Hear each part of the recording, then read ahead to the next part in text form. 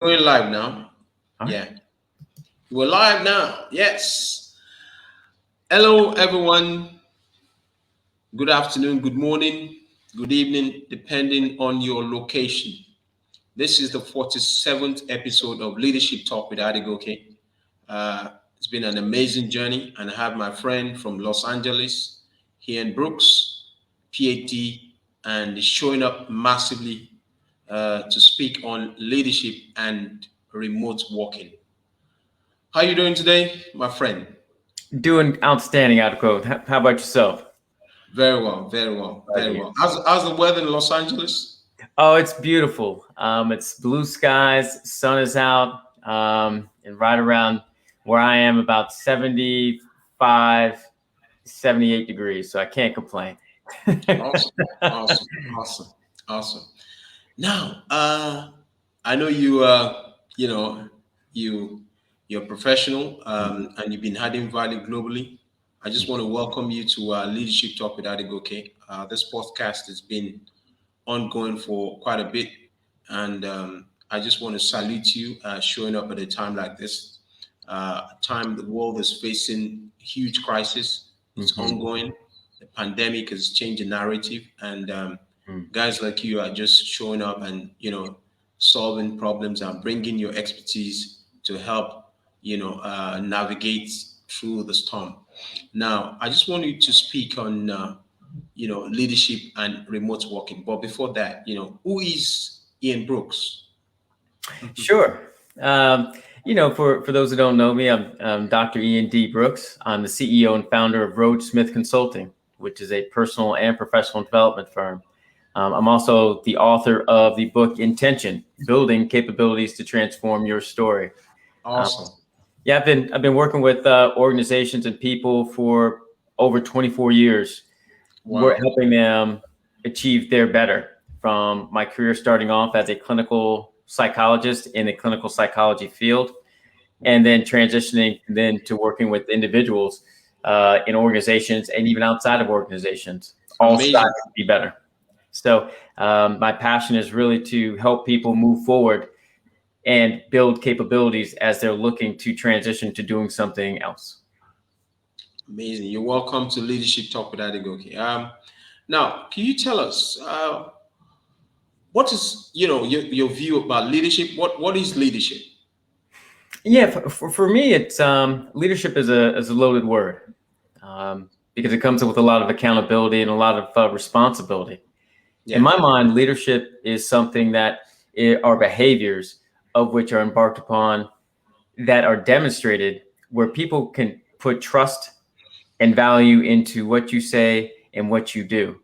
Hmm. Leadership isn't necessarily always from a position of title or Hmm. power, as so much one of respect, clarity, and true empathy for the individuals of whom we're working with.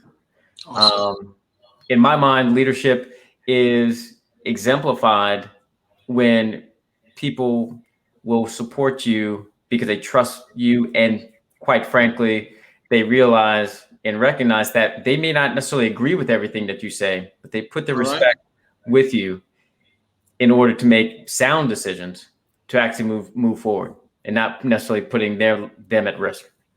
Awesome. Awesome. Now, we're speaking to leadership and remote working.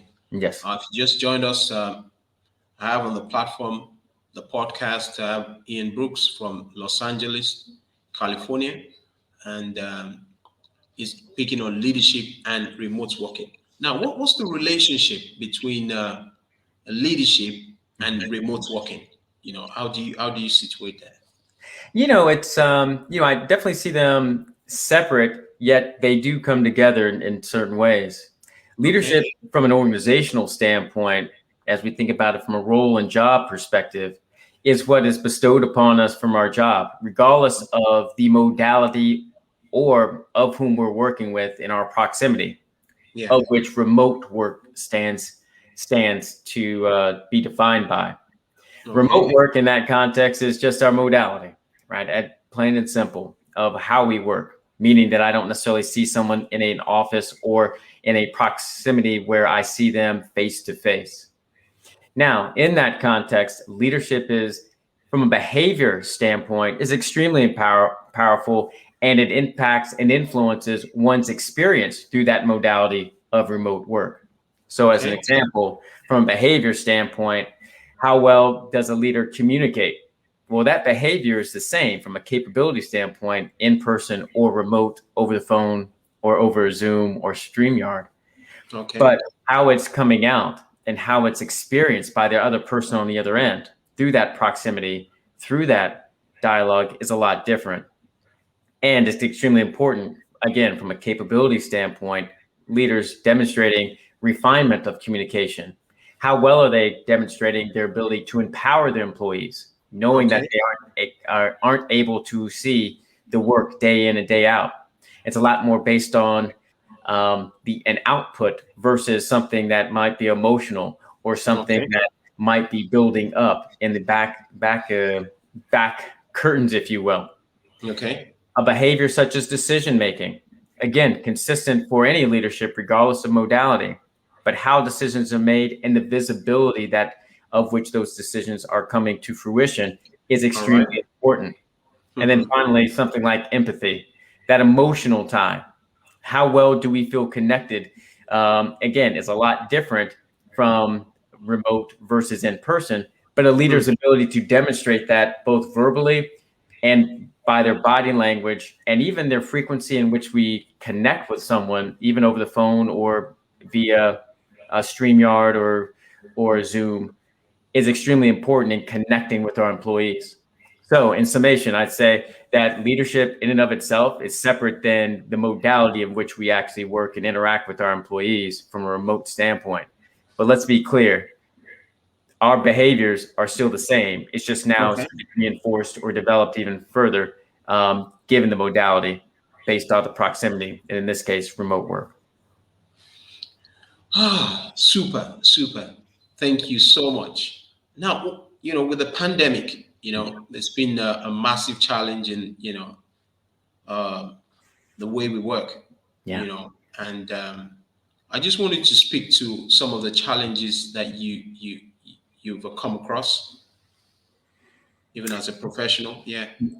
Yeah, I think one of the bigger challenges that I've experienced working with organizations, more specifically, is that what it highlighted.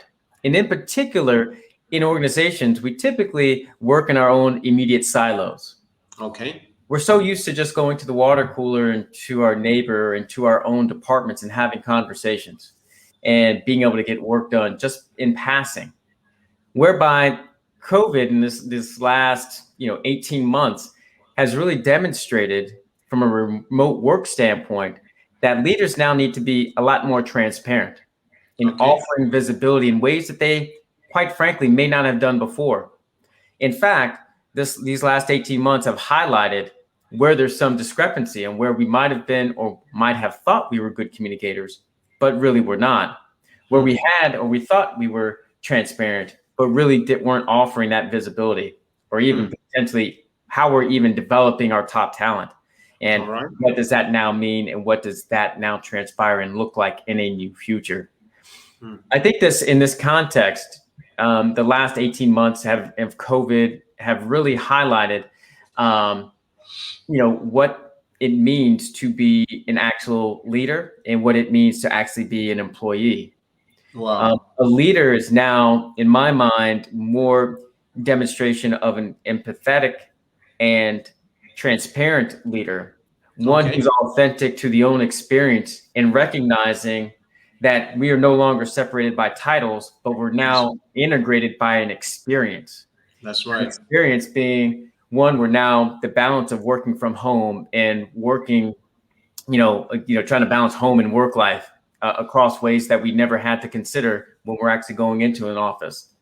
It also means that what level of trust have I needed to demonstrate to offer to my employees to allow them to make decisions, but also recognizing that I'm trusting them to actually get work done, knowing that I don't necessarily see them every day. Right. It's highlighted where that comfort of our leaders and sometimes discomfort and how their leadership style has actually been enacted. I can give an example for myself. I used to prior to the pandemic, I was a leader for a team remotely for 5 years. Wow. And my closest employee was a 3 hours drive from me. And I had a team of 50, at its height, I had a team of 15 full-time employees and 10 contractors. In that context, I would have to make sure that I was very intentional and deliberate about how I was connecting with each one of my employees and contractors across their journey.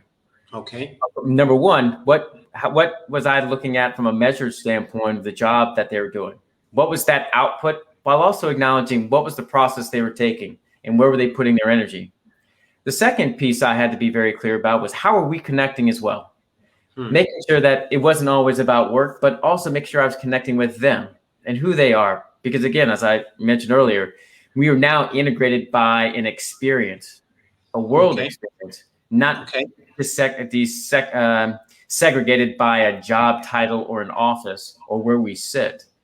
And so in that, I knew I had to make sure that with my team, building that connection was extremely important and being empathetic to what their experience was and is that may have been 3 hours away or 3 time zones away in certain instances to make sure that I was connected. Yeah. Awesome. That's well done. 5 years. 5 years. So you did that from what year to what year? I did that from 2010 to 2015. Wow. So that was before the pandemic. Definitely before the pandemic. But you know, what it demonstrated for that organization that was used to working remotely. Again, even the 5 years prior to that, when I was working with them, I was working remote. It was an experience of how do you build trust and build connection. Yeah. That organization was already set up without even realizing, obviously, what we were going to be experiencing here in the this COVID time, where remote work is now the rule rather than the exception. Those companies that were already built and had an infrastructure, both from a leadership, communication, and engagement perspective, as well as their processes to actually enact that remote experience. Those who already had something that was already established in that framework from a value standpoint they were already hitting the ground running. Whereas other companies who were not as comfortable with that, came along a little bit slower. Now, I got to say, that's also very industry specific, right? There are certain instances within an industry or even a job that you have to go in, right? So it's not to say that every job was ripe for that opportunity. However, this last year and a half plus has demonstrated that we can still get work done, even for those things that we prescribe as needing to be in person. And our ability to lead, trust, be empathetic, and communicate and while also holding people accountable is extremely important. Excellent. Now, how do you hold your team members accountable? How do you appraise them in an environment where there's remote working properly? Sure. It's one of the more challenging things that you can probably do. But it really comes down to several different aspects from an appraisal standpoint and really looking to see what are they doing. The first is creating transparency of what outputs and outcomes are we really measuring. Specifically, having conversations that demonstrate as a result of me doing X, what will I achieve? And what is that runway of getting that done? That's no different than what we would be measuring today. If we were sitting right next to each other. However, we're not necessarily seeing the process of getting it done. So I think about it in the context of math. I remember going to math, being in math class, my teacher always said, I don't care if you got the answer. I want you to show me your work. Right? Well, right now it's a function of we were always in that mentality when we're working in person. But from a remote standpoint, we don't always see the work. We just see the outcome. So in that performance appraisal and performance awareness piece, building in what is that outcome, while also acknowledging what's also extremely important is how you go about doing it. Your behaviors become a lot more important around what your achievement of your what's. In that context, especially for leaders, It's how well are you communicating? Hmm. How often are you how often are you communicating? How much transparency are you demonstrating? Okay. How much influence are you demonstrating as well? Where are you empathetic? And obviously from now that comes into the place of employee survey results of perspectives of how are we actually going about our work? Because Okay. because in that respect, we can then tie it back into our what goals, right? Again, our what's are our outcome-based actions.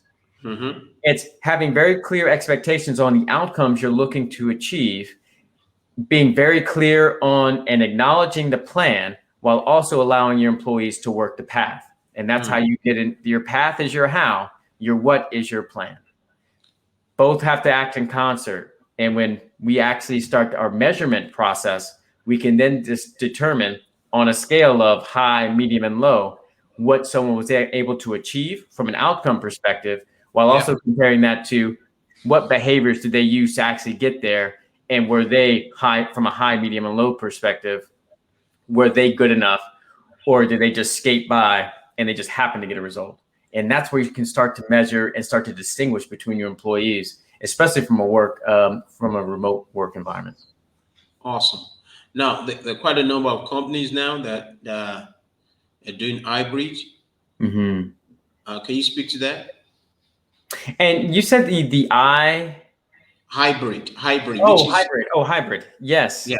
they are doing quite a bit of hybrid, and I think that's probably going to be our working world moving forward. And I say that in the context that over the last, again, 18 months, employees have gotten used to being home. They've found the benefit of being able to get work done, build connections, while also being productive. As such, going back in and with the mandate of I'm now sitting within four walls, just sitting at a desk of which I could be doing something else that fosters my work-life balance is going to be a lot more prevalent.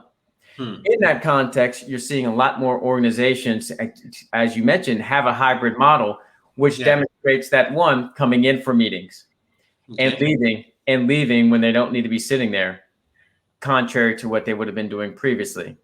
We're seeing now opportunities from people just to be able to work from anywhere. And we're not based and housed solely in one location, where a job may be in Africa and Nigeria, but you can be stationed here in Los Angeles.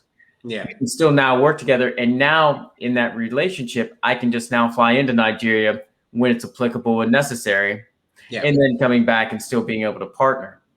That hybrid model really fosters the balance between work and life, where we're being able to foster our relationships and we're not so downtrodden balancing that work. What it's also going to do and enable leaders as well as organizations to do is to minimize their physical footprint and expand their footprint on who their customers are and where they actually have business. Right. But with that said, in that hybrid model, and what has already been taking place as well is the enactment and the use of technology to create that transparency, have that visibility so that there is connection without feeling as though we're left behind. Good. If you're just joining us, been speaking with my friend and my brother from Los Angeles, Ian Brooks, PhD, and we're looking at leadership and remote working. Leadership. This is Leadership Talk with Adegoke. This is the 47th episode. Way. I've made so much progress. So I'm so excited to be on the platform with my friend on this podcast. Now, I want you to speak to this, area of remote working. If you're working from home, you pay your bills, you pay the gas, electricity, you pay the broadband. Can you just speak to that? Yeah, it's funny. It's there's so much complexity and so much ease that comes from working from home. But the complexity really is the use of our internet, even the use of our own family space. Yeah. And in that, working remotely, I'm sure for a lot of individuals who started this journey early on, had to figure out ways to best navigate their home. because our homes weren't set up to work and to deal with kids, significant others, noise that you just can't control. Whereas the work environment, you know that there is a dedicated time and space of which you can actually work. So in that, there's been an adjustment period of individuals having and learning how to work remotely, in navigating their four walls, creating new spaces, and both in physical nature, but also what that space means to you when you go there, so that you're actually sitting down and doing work and staying focused. It's also allowing us to go outside and know when to take those breaks and have that balance. Hey, I'm just on a productive mode. Your mental health. Your mental health is extremely important in that respect, because now we're just waking up and just going into our office areas and just getting into work. And now just going, and so we sometimes tend to work longer days. And so one of the things that has been a fine balance between that mental health side and also getting work done is understanding when to take breaks, because now we're creating a new meaning for our spaces in which we live. Even our broadband, right? As you mentioned, even the internet. Sometimes if you have kids and significant others, well, guess what? They have work and school to do as well, or they're learning something. So guess what? Those speeds aren't as fast, right? We can pay for that. Our use of the telephone. What is that? Or heck, even using, StreamYard or Zoom specifically for meetings. Well, now you have to make sure you have a quiet area around you. So what are they doing? So you're not distracting them and they're not distracting you. It affords us an opportunity to really reassess what's really important in our lives and strip down the things that truly do create noise. And remote work has afforded us a chance to now step into our authentic selves and truly what we really find important, to be able to get work done at a pace and time of which fits us, as well as balancing our needs with our family and friends in a very safe way, so that we do have and balance our mental health, but also are creating new spaces for ourselves that have new meaning, be it inside our four walls, but even sometimes when we're walking out of them. Okay, awesome. Now, in terms of remuneration, would you like to speak to that when it comes to remote working? Because, it's expected that, if you're working from home, you don't pay for gas, you don't pay for, transport. You don't pay for, it saves you cost, on clothing and all that. Can you speak to that? There's a huge cost savings associated from not having to go into an office or to be able to work remotely. It's, in fact, from a personal experience standpoint, I gave up my car at the beginning of COVID, now that I didn't need to traveling to an office. So obviously that saved on a car note, gas, insurance, and heck, even parking. And so, as we think about from a remote work standpoint, as it's going to continue in this hybrid model where we're not going to see and need and requires that as much, there's a lot of huge cost savings, that can be put on to our cars, to our cleaning bills, right? If you go from a laundry and so forth. While also it saves us some time on the wear and tear on our own bodies. Imagine the times of having to get up, shower, get dressed, travel into an office, go through a day, travel back. In traffic. And then, now to get recentered and anchored, like, now let me get refocused. There's no dollar amount that you can associate with that level of inadvertent stress we put on ourselves from a day-to-day perspective, just trying to get to and from work, or even trying to accommodate the work actions. With that said, we've transferred that over to our screen time, right? Of how much are we on StreamYard, Zoom, and other platforms on a day-to-day, any given time. We've also transferred that over to the number of hours that we work, because now we just wake up and just get to work at any moment in time. So we now have to now that dollar amount that we associated previously of the travel experience, getting into a job and back and forth, has now been put and placed onto the emotional side and the balance of our time, and how we're actually being empathetic to not only the people we're working with, but also empathetic to ourselves, to make sure that we do have that balance. And it's something that we definitely need to make sure that we keep at the forefront of our minds as we get out of COVID in some ways. Awesome. Now, how about the area of relationships? Yes, building relationships is extremely key within a remote environment, and it takes being extremely intentional, especially for leaders who are embarking on their teams and making sure that there's strong connections. In that, again, the remote work environment has offered some visibility to silos that have been created, of which we didn't necessarily have to work with other individuals in the same way. Because of that, there's an opportunity for leaders and just people in general to be very intentional about making sure that they stay connected and just saying hello. Now, I know that oftentimes we would normally get that just by walking by someone's desk or seeing them in a meeting or seeing them outside for a walk or going to lunch. Now with COVID still, very much at the forefront of us from a health standpoint, as well as organizations keeping with our hybrid models from a remote work standpoint, it becomes that much more imperative to make sure that we are still building the right connections that extend beyond just meeting times and making sure that we connect. So as an example, just reaching out to someone, saying, hey, just wanted to reach out through Teams or some other platform where you potentially could see them, and just having a conversation, not in a context of happy hours and other stuff, although that sometimes worked. But we recognize that building relationships has to have some level of meaning and purpose. And checking in on people, especially as leaders, becomes that much more important.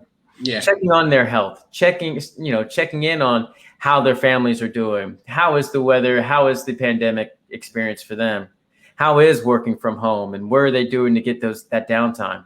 Having just those level of humanistic conversations with people will take them that much further. And then you have to be intentional about that. It can't be, we'll just wait for a meeting to pop up on our calendars. And quite frankly, no one wants another meeting on our calendar. But people will take meetings on their calendar just randomly to say, you know what, I just want to touch base. I don't really want to talk about work. I just want to see how you're doing. And people can appreciate that.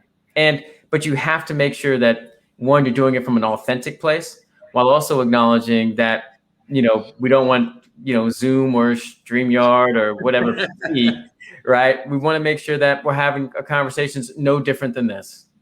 And let's just chat for a minute and build awareness, build a connection. And that's going to be extremely important. Again, it does take leaders being intentional with their own teams, while also extending past their own silos to others within the organization, because that is one of the downsides and slippery slopes we can fall into from a remote work standpoint if we don't pay attention to those things. Wow. Amazing. You've done very well. Hen. I just wanted to touch in this area of remote working and the etiquette around it, Yeah.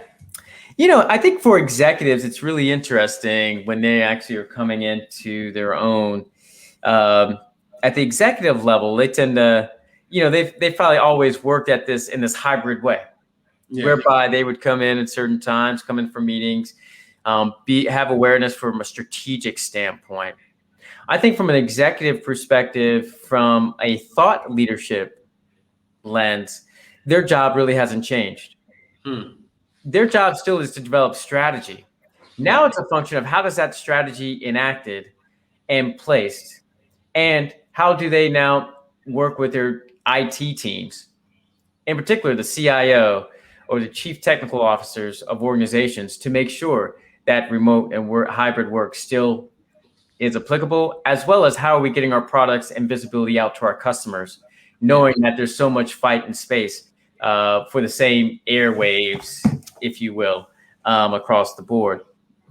So I think that's one thing I think about from an executive standpoint, from my experience, just speaking with a number of them around that. I think the other part is around how do they even show up at work, and what are they caring for? In that respect, again, I'm going to go back to our transparency of what people are thinking and how decisions are made, as well as the empathetic side of but how are we bringing people back into the office in a safe manner? How are we making sure that we're caring for not just return on investment from a dollars and cents perspective, it's return on heartbeats. It's about how are we demonstrating value to our employees to make sure that they feel cared for. From that executive standpoint, that's a lot different dialogue, where historically they're just being, obviously it's about shareholder and stakeholder value, customer value. Now the conversation is, what's the value you are truly demonstrating to your employees? Yeah. That will have a lot more further runway and value and more visibility, more so than we've seen in the past, given our last 18 months as we move forward. Wow. Yeah. It's really been deep stuff. Thank you so much, Ian. You've just joined us, watching the replay as well. We're talking to that topic, leadership and remote networking. And this leadership talk with Adegoke, 47th episode. I just have 2 more questions. Sure. So that we'll wrap up. Sure. Now, hybrid, which is in person and also virtual. Yeah. Some organizations are forcing the staff to come back to work. Would you like to speak to that? Do they need to, force them to come back? Yeah, it's definitely a slippery slope, and I know a number of organizations I've been working with and have worked with are now asking their employees to come back into the office. They're asking them to come back, with vaccination or proof of which they've actually been, have negative tests for COVID-19 or one of the Delta variants. Yeah. In that respect, that those are tough business decisions, right? Because in certain instances, employees do need to come back into the office. On another side of that, there's a humanistic side. And I talk about this again with talking about where leaders and executives in particular need to be showing up from that human side on that return on heartbeats. Because employees have been so used to working remotely, I don't think many have an issue with coming in sometimes, but in a safe way. Yeah. I don't necessarily believe or know that we're in a safe place all across the board. And in particular, managing individual feelings around their own perspectives, around what they determine as safe versus the organization determining for them. Yeah. So in that respect, it's a dialogue of transparency, acknowledgement of the frailty of which we're operating, the vulnerability that we're actually putting employees in by asking them to come back in or mandating that they do come back in. Okay. And so in that respect, HR plays a huge role in that Space. Discussion.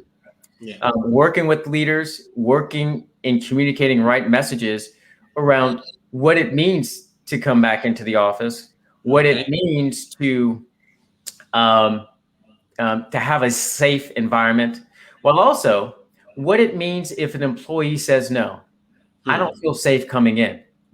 What does it mean if you mandate that an employee come into the office, but they do not want to?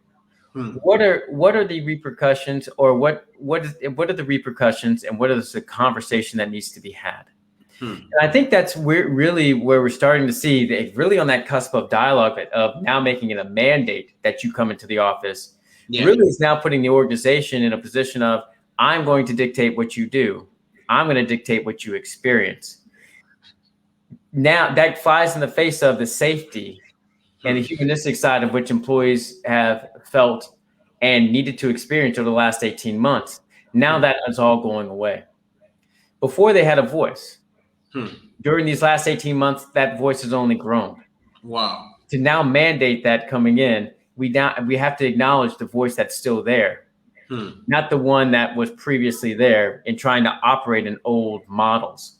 So in that, organizations and HR teams in particular with their executive leadership teams need to acknowledge and be aware that we may lose talent as a result of this. And are we prepared for that just off of a policy of which may or may not be applicable today as it was yesterday? Wow. This has been an amazing session with Ian Brooks. It's taking a deep dive. That's it's been wonderful. I just want to ask one more question, and Sure. you know, so who are your mentors? You know, you speak so well and with a lot of depth and authority, expertise. Who are your mentors? Sure. I've taken different mentorship across my entire journey Yeah, of life. The first being my parents and how they showed up and how they've demonstrated themselves, both at work and at home. Learning the right, wrongs, or indifferent that come okay, along with that balance. As I progressed in my scholastic career, yeah, if you will, I took on different mentorship from different professors and acknowledging their influence around what it meant to be a psychologist, offering care to adolescents and adults who are going through trauma, who are looking to seek and find their way.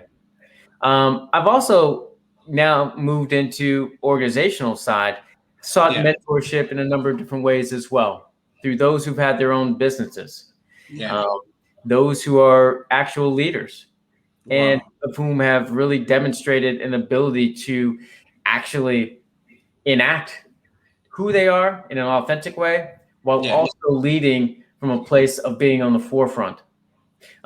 There's a woman that I used to support, and while she wasn't a mentor, she was very inspiring. Her name was Theodora Nickel, and she went by Teddy.